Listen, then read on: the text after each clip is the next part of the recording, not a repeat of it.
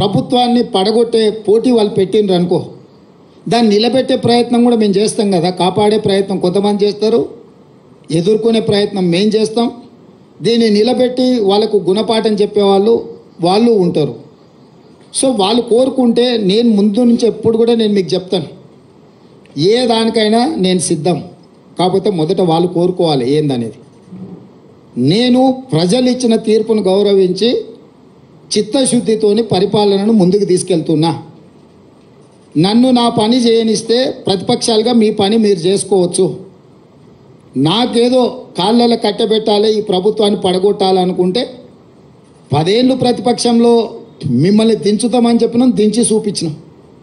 ఇప్పుడు కూడా మీ ద్వారా స్పష్టంగా చెప్తున్నా, పడగొట్టాలన్న ఆలోచన మీరు చేస్తే మీరు నిద్ర లేచే లోపల మీ పక్కన ఎవడూ ఉండరు, మీరు తొడుక్కున్న బట్టలు కూడా ఉండవు. లేదు చూసుకుంటే ఎమ్మెల్యేల సంగతి చాలా దూరము.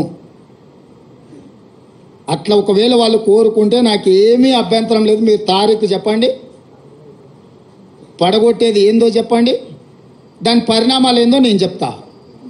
తారీఖు నిర్ణయించుకోమని చెప్తున్నాను నేను. ఒకవేళ ఈ ప్రభుత్వాన్ని పడగొడతాము అని మీరు బింకాల కోసం పొంకనాల కోసం మాట్లాడుకుంటే నాకేం అభ్యంతరం లేదు. ఎందుకంటే పొంకనాల పోసిగానికి 3 ఏళ్ళు 36 దొడ్లు అని వెనకడికి పెద్దోళ్ళు చెప్పారు. పొంకనాల కోసం అయితే నాకు అభ్యంతరం ఏం లేదు. కానీ ఇట్లేదన్నా వ్యవహారం చేస్తే మాత్రం దానికి తగ్గ ప్రణాళిక మా దగ్గర సిద్ధంగా ఉన్నది. ఎవరేం మా మిత్రులు ఈ ఒక మంచి ప్రభుత్వం పడిపోతుందేమో అని ఎవరు ఆందోళన చెందాలి పని లేదు. 10 సంవత్సరాలు మా ప్రభుత్వం ఉంటుంది. 94 నుంచి 2004 10 సంవత్సరాలు టీడీపీ ఉన్నది. 2004 నుంచి 2014 వరకు కాంగ్రెస్ అధికారంలోని, 2014 నుంచి 2023 వరకు బీఆర్ఎస్ అధికారంలో ఉన్నది. 2023 నుంచి 2034 వరకు 10.5 సంవత్సరాలు మేము అధికారంలో ఉంటాము.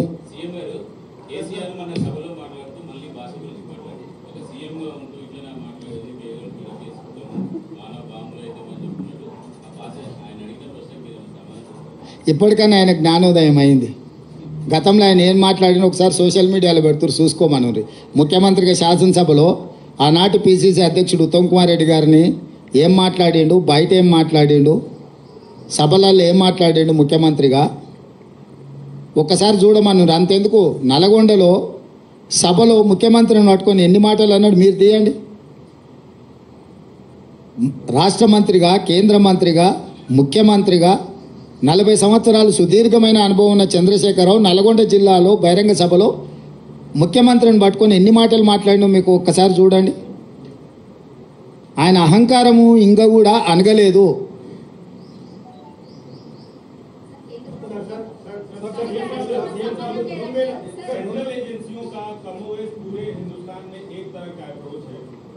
तेलंगाना से बाहर आपकी पार्टी का अप्रोच कुछ और है, लेकिन वही एजेंसी अगर यहाँ पे आपके राइवल्स यानी बीआरएस की मैं बात कर रहा हूँ, उन पे कार्रवाई करती है तो आप लोगों का लुक अलग नजर आता है, ऐसा क्यों? हमारा लुक कहीं पर भी अलग नजर नहीं आया. हम लोग हमेशा एक ही बात बोलते हैं, आपको क्या चाहिए, आइस और नाइस. आइस का मतलब income tax CBI ED, nice का मतलब narcotics income tax CBI ED. तो मोदी जी का फ्रंटल ऑर्गेनाइजेशन है ये फ्रंटल ऑर्गेनाइजेशंस को जब जब चुनाव आएंगे तब तब वो फ्रंटल ऑर्गेनाइजेशन को इस्तेमाल करने के लिए कोशिश कर रहे. इससे पहले ईडी पहले आते थे, बाद में मोदी जी. कल अचानक तेलंगाना में ईडी और मोदी दोनों मिलके एक साथ में आ गए. तो ये केस का मामला तेलंगाना से कोई लेना देना नहीं है, दिल्ली से ये केस जुड़ा हुआ है. केजरीवाल सरकार के खिलाफ केस बना है, वो सिलसिले में बहुत सारे लोग अरेस्ट हो गए. उसमें एक 4-5 लोगों को तेलंगाना से भी उठाए. तो इसमें कांग्रेस का जो अप्रोच है मोदी जी सरकार के खिलाफ, तेलंगाना को वही सोच है. हमारा केंद्र अध्यक्ष या हमारा पार्टी नेता लोग जो बोल रहे हैं वही बात हम मदद दे रहे. इसमें कोई फर्क नहीं है. मगर तेलंगाना में जो नाटक चल रहा है ये नाटकबाज बंद करो बोल के हम कह रहे हैं.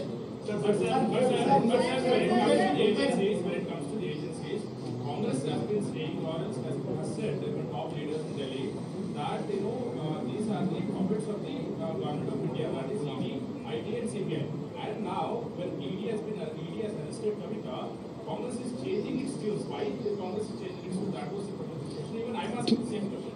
When BJP is saying that BJP is nowhere involved in this arrest or this propaganda, and BRS is saying that BJP is directly involved in this arrest.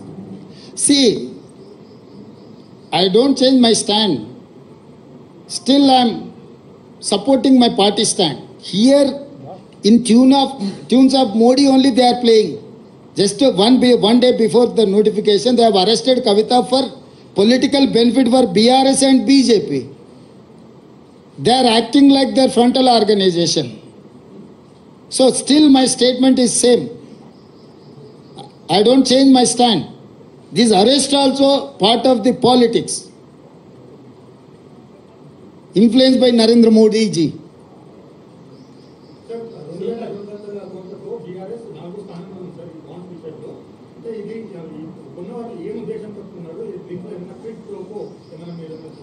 అంటే ఏ బాండ్స్ ఎవరికి ఇచ్చిండ్రో ఆ లెక్క కూడా బయట పెట్టమని సుప్రీంకోర్టు చెప్పింది. బాండ్స్ కొనుగోలు చేసిన సంస్థలు, నిధులు తీసుకున్న సంస్థలు ఉన్నాయి. కొనుగోలు చేసింది ఎవరు, ఏ సంస్థలకి బాండ్స్ ఇచ్చిందని తేలినప్పుడు నిర్దిష్టమైన ఆరోపణ చేయొచ్చు. ఆ వివరాలు లేకుండా మనం ఏది మాట్లాడినో గాల్లో మాట్లాడినట్టుగానే ఉంటుంది. కాబట్టి సుప్రీంకోర్టు ఆదేశాలు ఇచ్చింది, మీరు కొనుగోలు చేసిన బాండ్స్ ఎన్ని, ఏ రాజకీయ పార్టీలకు ఇచ్చిండ్రో కూడా మీరు వివరాలు బయట పెట్టాలని చెప్పింది. ఆ వివరాలు వచ్చిన తర్వాత పూర్తి వివరాలతోని కాంగ్రెస్ పార్టీ మాట్లాడుతుంది.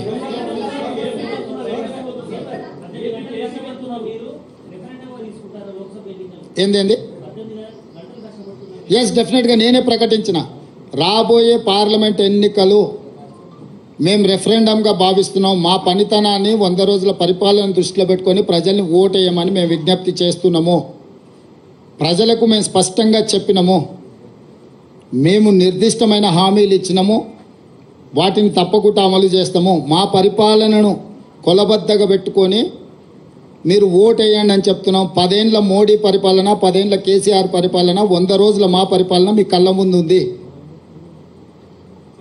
ఈ మూడింటిని విశ్లేషించి మూడింటిని దృష్టిలో పెట్టుకొని ప్రజల్ని ఓటేయండి, ఇది మా ప్రభుత్వానికి రెఫరెండమే.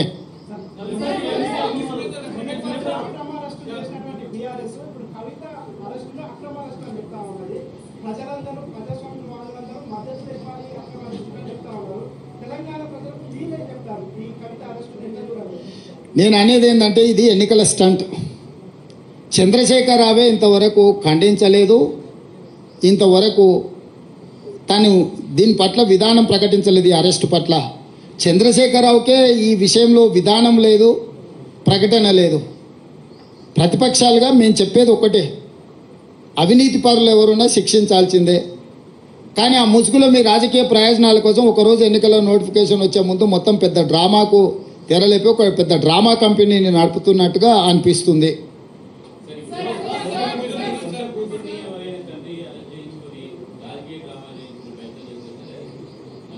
చారి గారు, తండ్రిగా కూతురుని అరెస్ట్ చేస్తుంటే రావాల్సిన బాధ్యత లేదా? ఎందుకు రాలేదు? మీరేం చెప్తారు? ఇక వాళ్ళని ఏం చేస్తామని చెప్పు.